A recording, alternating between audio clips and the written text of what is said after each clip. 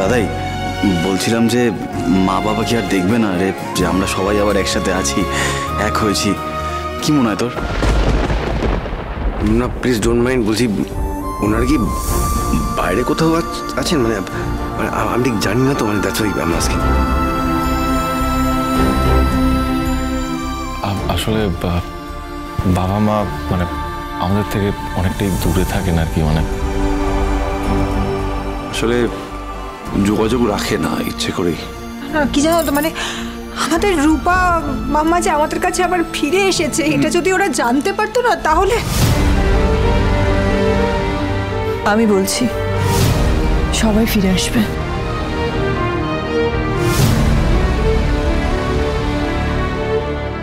মা বাবাও ফিরবে দিদি? সত্যি বলছিস? হ্যাঁ, আর কাউকে কোনোদিনও কখনো আমরা আলাদা হতে দেব না। বাবা মাকে আমরাই ফিরিয়ে আনবো।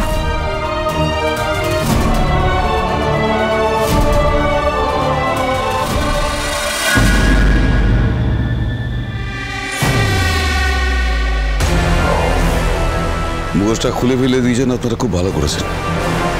অনেক রঙ্গ তামাশা করেছেন আপনারা, এবার এখান থেকে বিদায় হন, যান।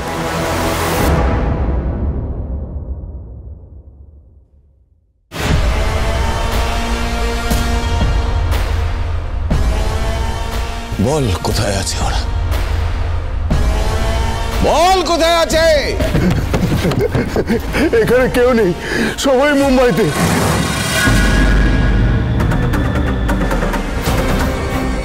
তাহলে এক্ষুনি মুম্বাইয়ের ফ্লাইটের টিকিট বুক কর। আমার অনেক ক্ষতি করেছে ওরা, অনেক ক্ষতি করেছে। আগে আমার প্রতিশোধ চাই, তারপর অন্য কিছু। সব শেষ করে দিয়েছে আমার। লাবণ্যার প্রবীরকে এখানে খুঁজে পাওয়া যাচ্ছে না, বিদেশে থাকতেও পারে নাও পারে। লাবণ্য, লাবণ্য, তোমাকে আমি পেলাম না। তোমাকে আমি যদি না পাই তাহলে তো আমি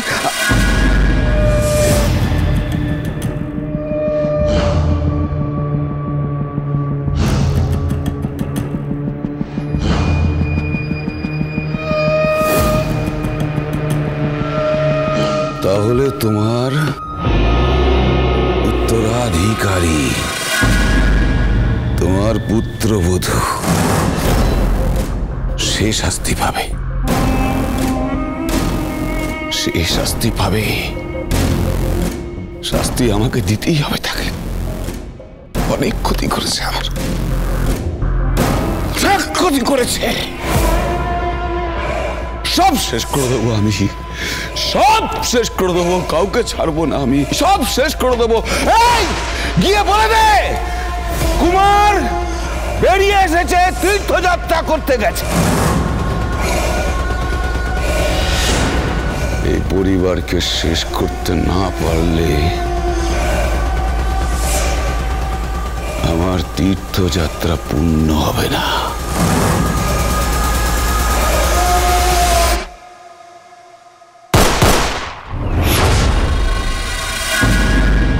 সত্যি আমার ছেলেটা আমাকে জীবনে শান্তি দিল না।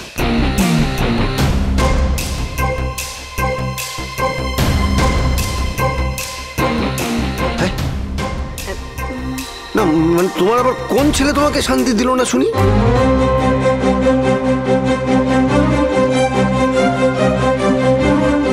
আচ্ছা, আমার তো সবেদন নীলমণি তুই একমাত্র ছেলে। এতদিন বিয়ে কর বিয়ে কর বলে মুখ ব্যথা হয়ে গেল, কানে কথা তুললি না। এখন বিয়ে করতে ইচ্ছে করছে তো কালকেই বিয়ে করবি একদম। তোমার থেকে তো শিখেছি, তুমি তো বলেছিলে যে শুভ কাজে দেরি করতে নেই, তাই তো। আরে একমাত্র ছেলে তুই, তার বিয়ে একটু তো সময় দিতে লাগে। আপনি কি ভাবছেন মাসিমা আপনি একা?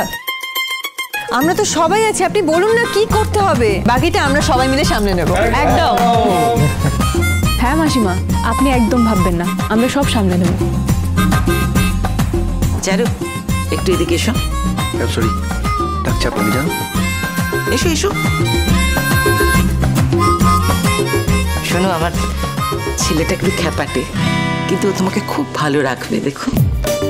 আর আজ থেকে সংসারের সমস্ত দায়িত্ব তোমার।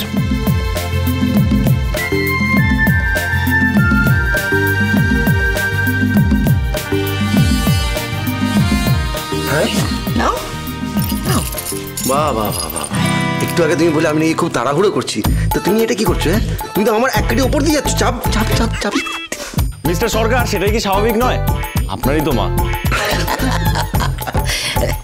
চারুর আরেকটা জিনিস পাওনা আছে। ইশারা করছো কেন? জোরে বলো। ভিডিও ভিডিও করবি না?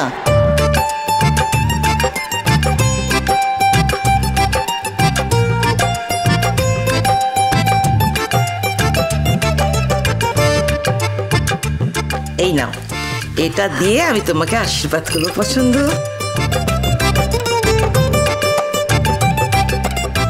মাসিমা, এসবের আর কি দরকার ছিল? মা বলাটা অভ্যেস করো তো। মাসিমা আবার কি? এই ভিডিও করেছিস তো?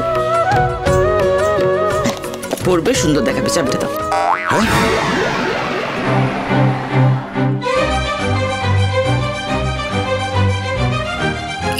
আপনি যে আমাকে দিলেন, সে তো সিরিয়াল দেখার ফল। ওখানে কিরকম শাশুড়িরা সব বৌমার হাতে তুলে দেয়, এই নাও তুমি সংসারের চাবি, দেখে ভাল লাগে, সুন্দর লাগে, সেজন্য নিলাম। তা বলে তুমি চাবিটা হাতে তুলে টুক করে নিয়ে নেবে? কারণ আছে, কারণটা শোন। না, ব্যাড আমি জানি, কিন্তু প্র্যাকটিক্যাল ব্যাপার। বিয়ের পরে তোদের তো টিকি পাওয়া যাবে না, তখন বাড়িতে ঢোকার জন্য চাবিটা আমার লাগবে না? আচ্ছা, আমার একটা কথা আছে। চারু চাবি দেবে, কিন্তু চারুর একটা শর্ত আছে। ও বাবা, কি শর্ত?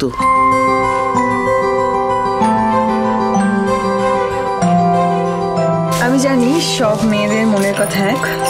চারু আপনাকে চাবিও দিয়ে দেবে, চারু আপনাকে মা বলেও ডাকবে, কিন্তু আপনাকে চারু সত্যি সত্যি মা হয়ে উঠতে হবে। অবশ্যই হব। আরও একটা শর্ত আছে, ছেলে বৌমার মধ্যে যতই ঝামেলা হোক না কেন, সব সময় আপনাকে বৌমার পক্ষ নিতে হবে। আমি সব সময় মেয়েদের পক্ষে। হ্যাঁ, কেন? ওই মানে আমি কি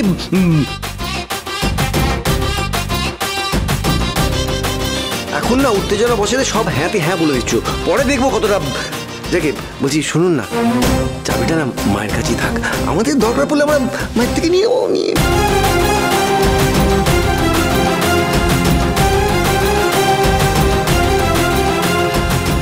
আচ্ছা আচ্ছা, এই বিয়েতে কিন্তু তুমুল আনন্দ করতে হবে।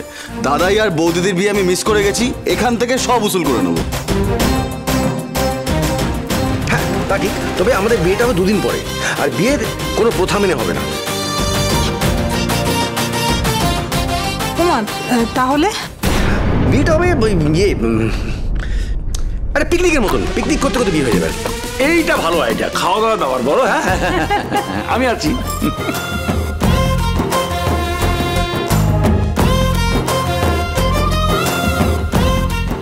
আচ্ছা বলছি, তার আগে আমার একটা কথা ছিল।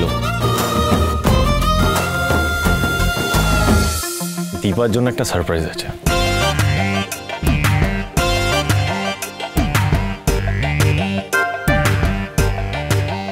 না না, মানে দীপার জন্য সারপ্রাইজ, মানে দীপাকে সূত্র করে বলছি। ব্যাপারটা আমি সবাইকে বলতে চাই, মানে সবার জন্যই সারপ্রাইজ। দীপার নাম নিয়ে বললাম, ভাবছিলাম আজকে বলবো আর। হ্যাঁ, তো বলো। দাদাই আমি সাংঘাতিক এক্সাইটেড, তুই বল বৌদি থেকে কি দিবি? উত্তেজনা ধরে রাখো ভাই, বলছি। ডাক্তারবাবু, আপনি কি সারপ্রাইজের কথা বলছেন, একটু ক্লিয়ার করে বলবেন? বলছি, আস্তে আস্তে সব জানতে পারবে।